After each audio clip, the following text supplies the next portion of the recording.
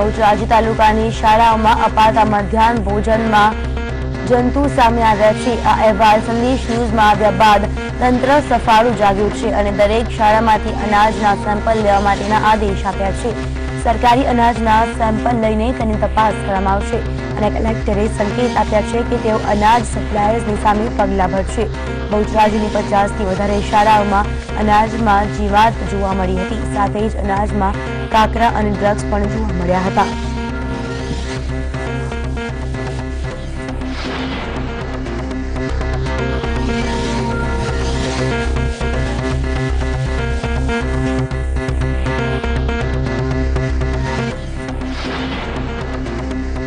Food security બિલનો કાયદો લાવી દેશના નાગરિકોને ભરપેટ અનાજ મળે તેવા પ્રયાસો કરવામાં આવી રહ્યા છે, પરંતુ જમાખોરો અને કાળા બજારિયાઓ સરકારી અનાજની હેરફેર કરી રહ્યા છે।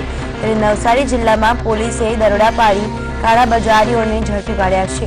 1,35,000 કિંમતના ઘઉંના કટ્ટા પોલીસે અનિલ શર્મા નામના ઇસમ પાસેથી જપ્ત કરી આગળની કાર્યવાહી હાથ ધરી છે। એને વખતે મુકાયેલા 99.99% બાંધકામ પ્લાન મુજબ થતા જ નથી। રાજ્ય સરકાર મહેસૂલી ગૂંચને લીધે ખેડૂતોને ભોગવવી પડતી હાલાકી ઓછી કરવાના બળગા ફૂંકી રહી છે, પણ વાસ્તવિક સ્થિતિ સાવ જુદી છે। અમદાવાદ સહિત અન્ય શહેરોમાં ગુજરાત જમીન મહેસૂલ અધિનિયમની કલમ 65 હેઠળ ખેતીની જમીનને બિનખેતી એને કરવાની અરજી કરાઈ છે, તો અરજદારે બાંધકામના પ્લાન પણ ફરજિયાત મૂકવા પડે છે, પણ એને મળ્યા બાદ અરજદારે બાંધકામના પ્લાન મૂક્યા હોય તે પ્રમાણે બાંધકામ પણ થતું નથી। નડિયાદમાં ગત મોડી રાત્રે એક જૂના લાકડાના ગોડાઉનમાં આગ લાગતા અફરાતફરી મચી ગઈ હતી। નડિયાદના મલ્હારપુરમાં આવેલા આ લાકડાના ગોડાઉનમાં અચાનક આગ ફાટી નીકળી હતી અને ગણતરીની મિનિટોમાં જ આગે વિકરાળ સ્વરૂપ ધારણ કર્યું હતું। ઘટનાની જાણ થતાં જ નડિયાદ ફાયર બ્રિગેડની 5 ગાડીઓ ઘટના સ્થળે પહોંચી હતી અને આગને કાબૂમાં લીધી હતી। છેલ્લા ઘણા દિવસોથી એએમસીના સફાઈ કામદારો પડતર પ્રશ્નો ઉકેલવાની માંગ સાથે હડતાળ પર ઉતર્યા છે। ત્યારે ગુરુવારના મેયરની અધ્યક્ષતામાં એક બેઠક મળી હતી, જો કે આ બેઠક નિષ્ફળ સાબિત થઈ હતી। ત્યારે આજે ફરી કામદારોના પ્રશ્નો અંગે વાતચીત કરવા અને કર્મચારીઓને મનાવવા બેઠક મળનાર છે। આ બેઠક નારાજ કામદારોને મનાવવા એએમસીના અધિકારીઓ અને પદાધિકારીઓ દ્વારા પ્રયાસો કરવામાં આવશે। ડિગ્રી એન્જિનિયરિંગમાં પ્રવેશ પ્રક્રિયા પૂર્ણ થઈ ગયા પછી હજુ જુદા જુદા કોર્સના 1036 વિદ્યાર્થીઓ પ્રવેશથી વંચિત રહી ગયા છે। આ તમામને અંતિમ તક આપવા એસીપીસી દ્વારા 26મી સુધી નાનો રાઉન્ડ ચલાવવામાં આવશે। BE, BTech, architect, diploma, 2 degree, ME, MTech, MPharm, MBA, MCA સહિતના કોર્સમાં 1036 વિદ્યાર્થીઓ એવા છે કે જે પ્રવેશ મેળવી શક્યા નથી। 1036 પૈકી 900 વિદ્યાર્થીઓએ કન્સેપ્ટ આપી હતી, પરંતુ પ્રવેશ લીધો ન હતો। રાજ્યમાં નીટ પાસ કરેલા વિદ્યાર્થીઓને પણ 121 બેઠકો પર પ્રવેશ મળી શકશે। એનઆરઆઈ કોટાની બાકી રહેલી 121 બેઠકો પર નીટના આધારે પ્રવેશ મળશે તેવું રાજ્ય સરકારે જાહેર કર્યું। સરકારે સ્પષ્ટ કહ્યું કે નીટ પાસ કરેલા વિદ્યાર્થીઓને અન્યાય ન થાય તે માટે પ્રવેશ આપવામાં આવશે। જોકે મહત્વની વાત એ છે કે ધોરણ 12 પાસ અને નીટ પાસ કરી હોય ત્યાં વિદ્યાર્થીઓને જ આ પ્રવેશ આપવામાં આવશે।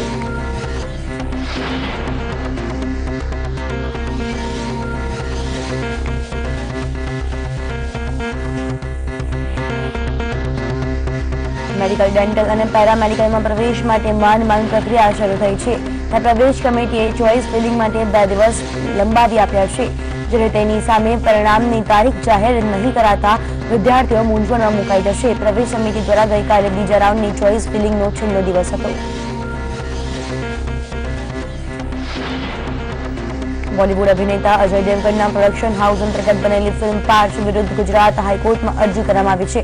રબારી અને માલધારી સમાજે કરેલી વાંધા અરજીમાં રજૂઆત કરવામાં આવી છે કે સમાજને હીન કક્ષાનું અને સત્યથી વેગળો બતાવવામાં આવ્યો છે।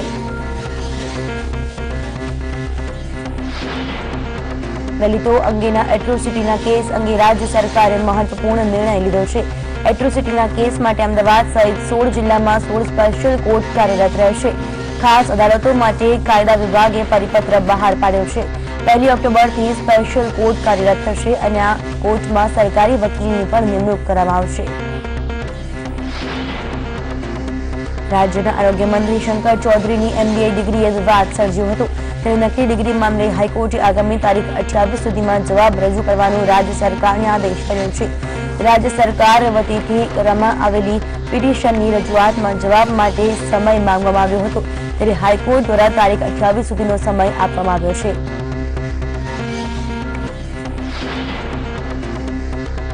મોંઘીદાટ એસી કારમાં ફરતા કોર્પોરેટરોને મફતમાં BRTSની મુસાફરીના પરવાના આપી દેવાયા છે, પરંતુ બીમારીની કોઈ ચિંતા નથી. લોકો ગંદકી અને પ્રાથમિક અસુવિધાઓથી કંટાળી ગયા છે અને સ્ટેન્ડિંગ કમિટીની બેઠકમાં શહેરના 192 કાઉન્સિલરોને BRTSના પાસ આપવામાં આવશે તેવો નિર્ણય લેવામાં આવ્યો છે. આ ઉપરાંત તે કાઉન્સિલરો ગમે તે સમયે ગમે તે બસ સ્ટેન્ડથી અમદાવાદ શહેરમાં મફતમાં મુસાફરી કરી શકશે.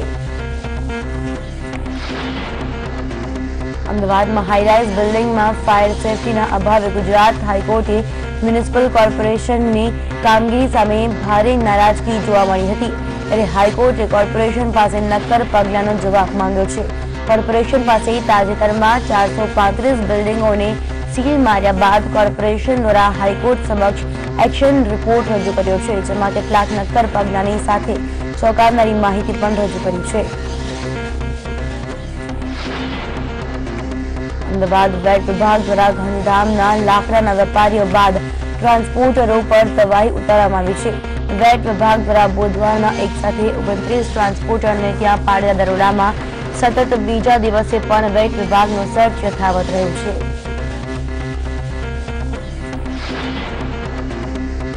અમદાવાદના SG હાઈવે પર અકસ્માત બાદ કાર ચાલકને માર મારવાના કેસમાં કહેવાતા 3 ગૌરક્ષક ધરપકડ કરવામાં આવી છે, જેમાં ધવલ ભટ્ટ, વિક્રમ ભાટી અને અલ્પેશને ગુરુવારે અમદાવાદ ગ્રામ્ય કોર્ટમાં રજૂ કરવામાં આવ્યા હતા. ત્યારે અમદાવાદ ક્રાઇમ બ્રાન્ચે ત્રણેય આરોપીઓના 7 દિવસના રિમાન્ડની માંગણી કરી હતી, જેને લઈને ગ્રામ્ય કોર્ટે 5 દિવસના રિમાન્ડ મંજૂર કર્યા છે.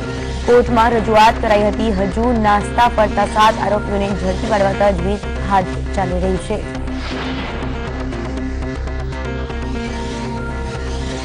ગાંધીનગર સાગર ભવન ખાતે કેન્દ્રીય મંત્રી મનસુખ માંડવિયાના અધ્યક્ષસ્થાને ગુજરાત મેરીટાઈમ બોર્ડના ઉચ્ચ અધિકારીઓની એક બેઠક મળી હતી, જેમાં ગુજરાતના બંદરના વિકાસની સમીક્ષા કરવામાં આવી હતી. તો ઘોઘા દહેજ ફેરીના ડ્રેસિંગ માટે 117 કરોડની કેન્દ્ર દ્વારા ફાળવણી કરવામાં આવી છે.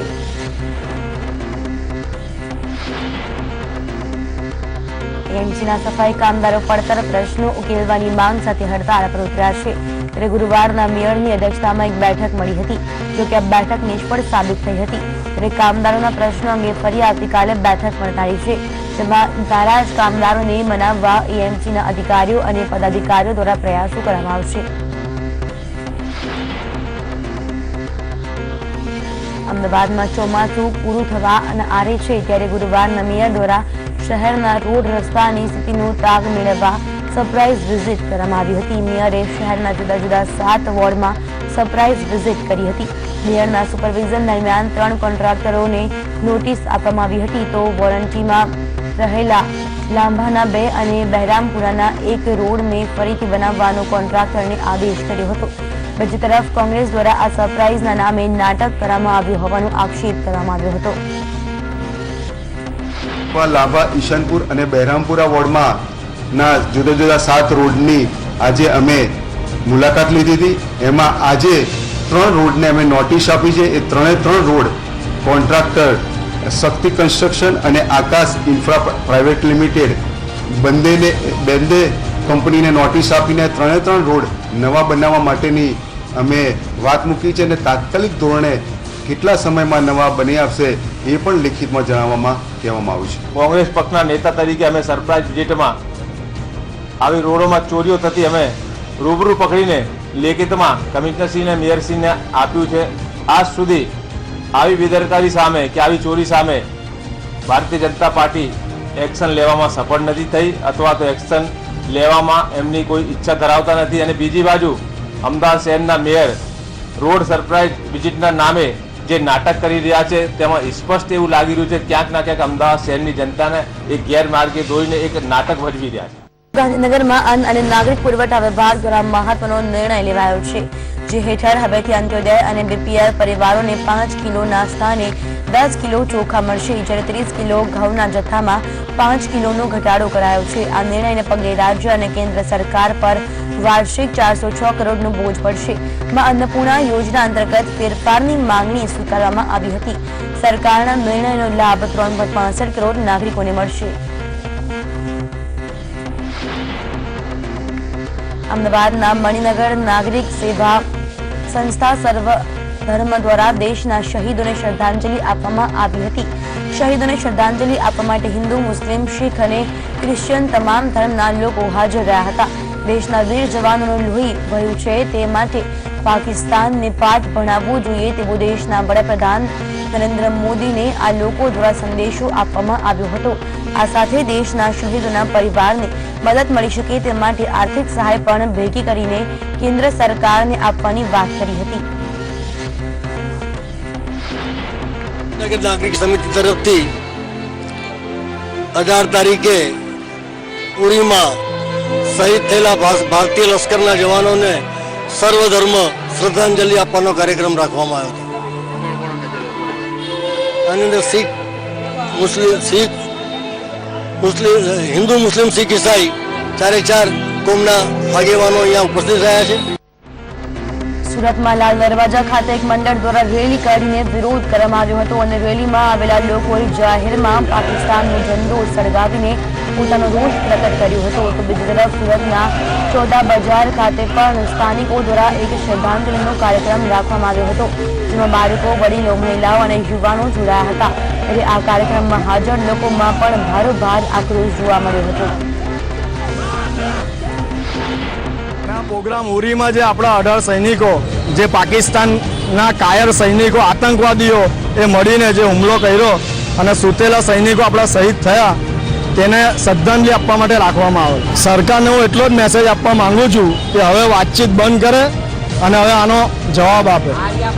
આર્યા પારની લડાઈ હવે લડી લે, કારણ કે આ રોજ રોજ આપણા સૈનિકો મરે છે અને પાછળથી હુમલો કરે. આ કાયરોમાં સામી છાતીએ લડવાની હિંમત નથી, એટલે હવે આપણે જ ઘૂસીને સામી છાતીએ હુમલો કરવાનો છે. મુખ્યમંત્રી વિજય રૂપાણીએ મંત્રીમંડળની બેઠકમાં Gujarat town planning and urban development act 1976ની કલમ 51માં એક મહત્વનો સુધારો કરવાનો નિર્ણય કર્યો છે. વર્તમાન જોગવાઈ મુજબ કોઈપણ ટીપી 18 માસમાં ફાઇનલ કરી દેવાની હોય છે. રાજ્યના 8 મહાનગરોમાં આજની તારીખે આશરે 150 જેટલી ટાઉન પ્લાનિંગ સ્કીમ્સ ફાઇનલ થવાની બાકી છે. રાજ્ય સરકારના આરોગ્ય વિભાગે મહત્વપૂર્ણ નિર્ણય લીધો છે. રાજ્ય સરકાર દર્દીઓને રાહત દરે દવાઓ મળી રહે તે માટે નિર્ણય લીધો છે. આરોગ્ય વિભાગ રાજ્યમાં જેનેરિક દવાના સ્ટોર શરૂ કરશે. દર્દીઓને જેનેરિક દવાના સ્ટોરમાં વ્યાજબી કિંમતે દવાઓ મળી શકશે. પહેલા તબક્કામાં સરકાર 100 જેટલા સ્ટોર શરૂ કરશે. 500 જેટલી જેનેરિક દવાઓ આ સ્ટોરમાં મળી શકશે.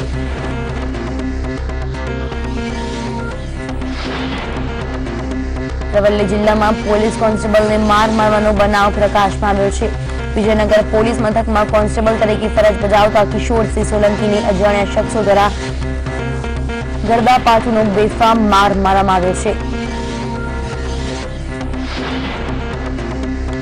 અમદાવાદમાં ચેઇન સ્નેચિંગ અને બાઇક ચોરી કરતા ઉવેશ અને હારૂન નામના 2 શખ્સોને ક્રાઇમ બ્રાન્ચે ઝડપી પાડ્યા છે. આ બંને આરોપી કુલ 5 સ્થળો પર ચેઇન સ્નેચિંગ કરી ચૂક્યા છે. અગાઉ ઉવેશ પાસના ગુનામાં અને હારૂન લૂંટ તેમજ વાહન ચોરીના ગુનામાં સંડોવાયેલો છે. અમદાવાદના જૂના વાડદમાં હથિયાર વેચવા આવેલા બબલુસિંહ ઉર્ફે અર્જુન અને અંકુશ ઉર્ફે ઉદયવીરસિંહની ક્રાઇમ બ્રાન્ચે ધરપકડ કરી છે. બંને આરોપીઓ પાસેથી 2 પિસ્તોલ અને 7 જીવતા કારતૂસ જપ્ત કરવામાં આવ્યા છે. તપાસમાં સામે આવ્યું છે કે બંને આરોપીઓ મધ્યપ્રદેશથી હથિયારો લાવી ગુજરાતના ભાવનગર, બોટાદ, ચોટીલામાં વેચતા હતા.